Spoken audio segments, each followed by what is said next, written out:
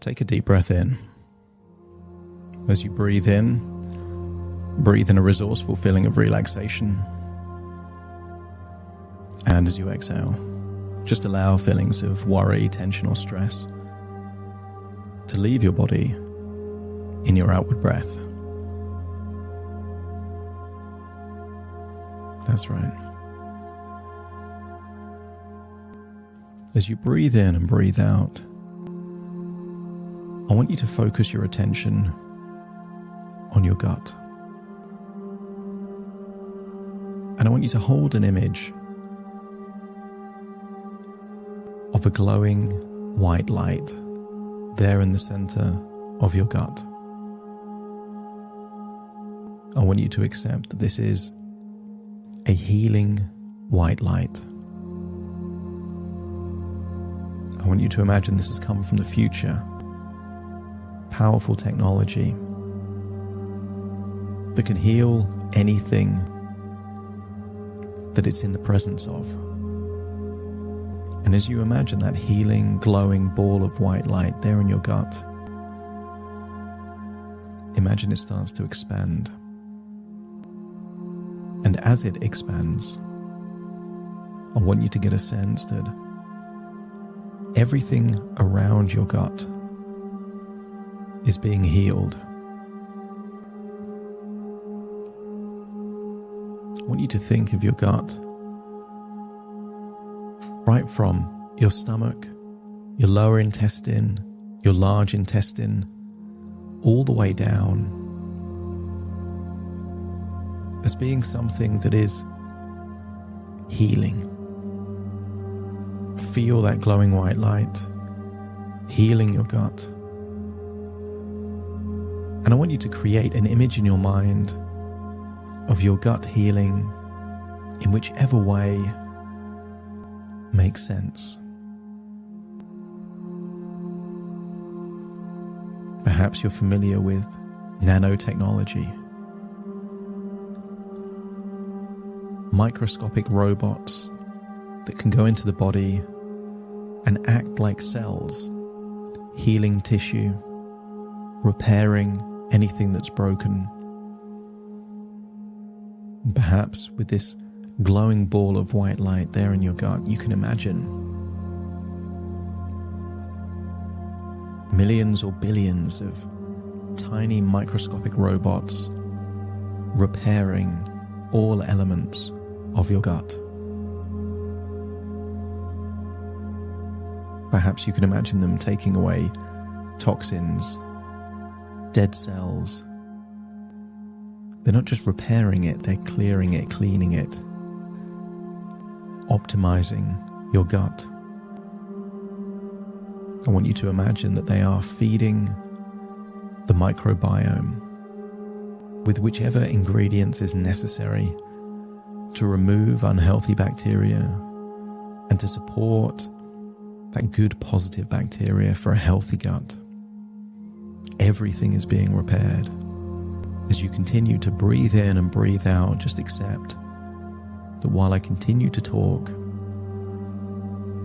this futuristic technology is healing, repairing, and soothing all elements of your gut.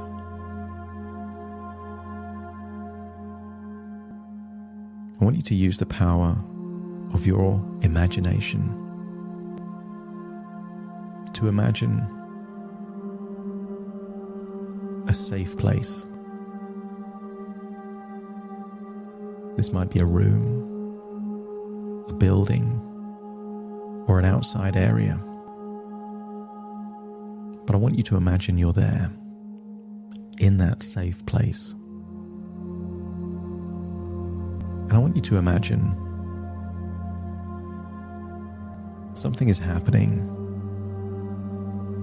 that gives you a new perspective on this idea of being rejected or left. I want you to imagine that there is a table and there are 6 identical t-shirts of all different sizes. there's a tiny t-shirt, all the way up to a very large t-shirt. And I want you to imagine that you attempt to try them on one by one. You can't even get your head through the smallest one. And the largest one is just too baggy, too loose. And just like Goldilocks and the Three Bears, there's one that's just right. And I want you to imagine putting that t-shirt on and getting the sense that this was the right choice because it's the right fit for you at this point in your life. And maybe there was a time when you were a child that the small one would have been the right fit. And maybe there was a time when you were a different body shape and a larger one may have been the right fit. But right now, only one of all of these t-shirts is the right fit for now. And I want you to ask yourself the question, should all those other t-shirts feel rejected? Should they feel left behind? Because for all those other t-shirts, there are lots of other people that they are the perfect fit for them. So they shouldn't feel rejected or left behind. But look at things from the perspective of the right fit.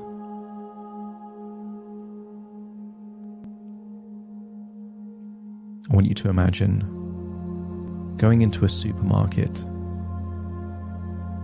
with 50,000 different products, and you have a shopping basket. And I want you to imagine you're going around taking things from the shelves and putting it into your basket. And then imagine being at the checkout till, putting them into a bag and paying for them and walking away. And then looking out at the thousands and thousands of things that you didn't buy. Should those things feel rejected, left behind, abandoned? Or is it just a case that for what you needed in this moment, you got what you needed and you ignored what you didn't? But then it means that all of these things are still there on the shelf for someone else that may need that thing that wasn't right for you. Continue to breathe in and breathe out and recall that glowing ball of white light, all that futuristic technology is continuing to heal your gut,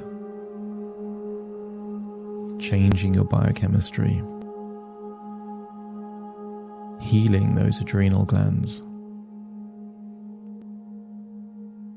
reducing feelings of cortisol, and enabling you to release those feel-good chemicals of serotonin, oxytocin, endorphins, and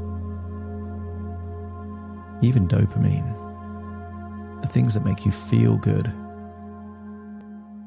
Because when you feel healthy, you feel good. And when you feel good, you feel more confident and able to do more of the things that you want to do.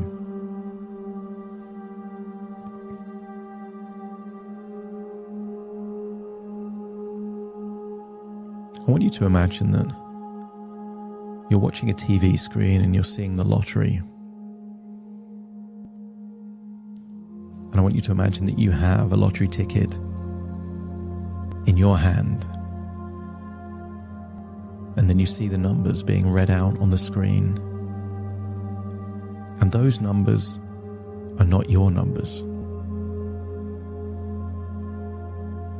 Should you feel rejected, abandoned, left behind? Should you feel jealous of the one person that won millions on the same lottery that you entered?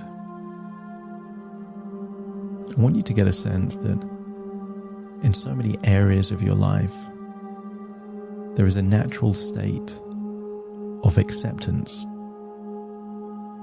You accept that some things are meant for you and some things aren't. Sometimes you get good experiences, sometimes not so good experiences. Think of childhood friends. There's certain people you got on well with and other people that you didn't, and you couldn't necessarily explain it. There's just certain things that happen in a certain way. That doesn't mean you were rejecting children of a certain age, and it doesn't mean they were rejecting you. It just means that there are things that enable connections to take place. And sometimes connections last for a few minutes or a few hours.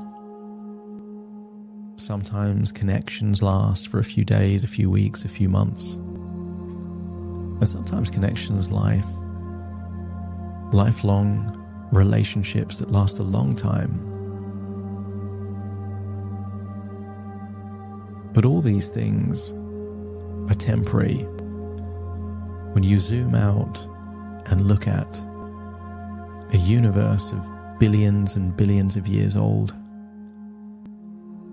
everything is temporary. I want you to imagine there is a circle around you, like the rings of Saturn. And I want you to imagine that everything in your circle are all the things that are appealing for you. Perhaps qualities you like in people,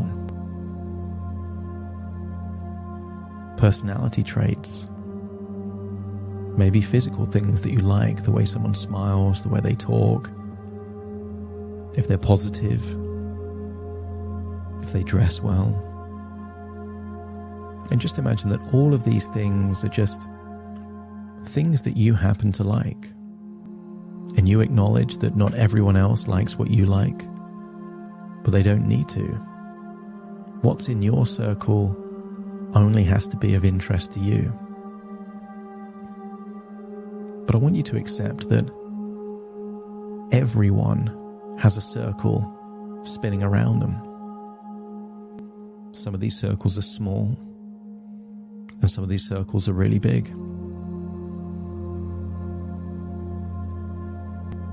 And I want you to imagine that in other people's circles are their qualities. And some of these people will have qualities that are similar to your qualities. And some of them won't. So therefore, if there's someone out there and who you are doesn't fit with what's in their circle, does that mean you should be rejected like a t-shirt that's too small? An item in a supermarket that wasn't right for an individual on that day? Or do you just think that in order to find someone where your circle overlaps with their circle, then there's a willingness to connect and meet with people where those circles don't overlap?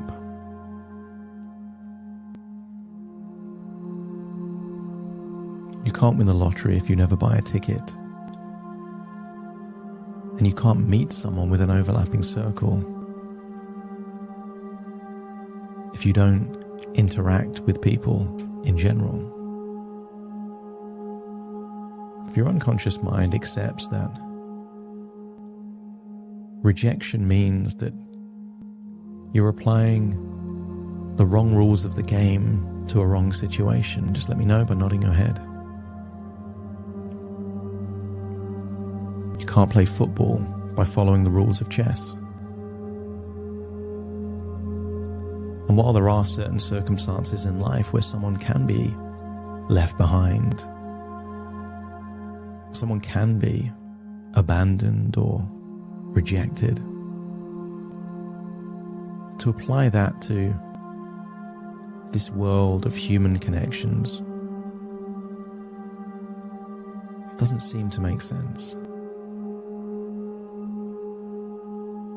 I want you to imagine that you're applying for a job as an accountant, knowing that you don't know anything about accountancy, bookkeeping, your maths is of an average level. And then imagine getting an email back from that accountancy firm saying that they don't think you're right for the role. Should you feel rejected? Should you feel left behind? Should you feel jealous of the person that did have that accountancy, bookkeeping, and maths knowledge that you didn't have? Or is it the case that life is a constant feedback loop where you get to find what's the right fit for you? I want you to think of someone like Lionel Messi, one of the greatest footballers to ever play. And imagine Lionel Messi as a child trying out for basketball. I want you to imagine he was an average basketball player. And imagine that one day in their school, they're picking teams for the basketball team. And on that day, Lionel Messi doesn't get picked for the team. And he's upset. And he feels rejected. He feels left behind. But instead of feeling too bad, he goes over to a training pitch where they're playing football and finds that there's something about football that matches with what's in his circle. He seems to naturally have more of an affinity with football than he does with basketball. And then just imagine that by being in the right environment, surrounded by the right people, with something that aligns with his capabilities and skills, he flourishes in that new environment. And all he needed was to be in the right circle. I want you to take these ideas, changes, new ways of thinking, and find that you're leaving that safe space, but you're taking all of these new ways of thinking with you.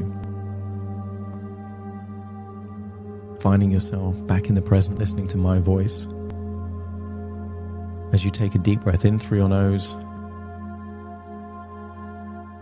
and out through your nose. Still feeling that healing white light, that futuristic technology continuing to work away and heal your gut. Feeling somehow that it's already improved. Feeling more settled, calm and confident in your own body. Realizing that from this point forward, life is a game of overlapping circles. I'll count from 1 to 10 to awaken you. And you will awaken feeling resourceful and confident. Take a deep breath in through your nose, out through your nose. Just wiggle your fingers, wiggle your toes, counting from 1 to 10. Now, 1, 2, 3, waking up. 4, 5, 6, more alert. 7, 8, open your eyes, open your eyes. 9, 10, wide awake, wide awake, wide awake.